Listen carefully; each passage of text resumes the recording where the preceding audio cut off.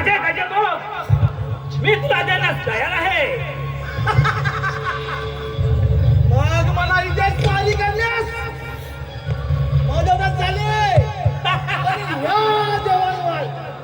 स्वारी करून त्यांचं राज्य आपल्या ताब्यात केलं. चला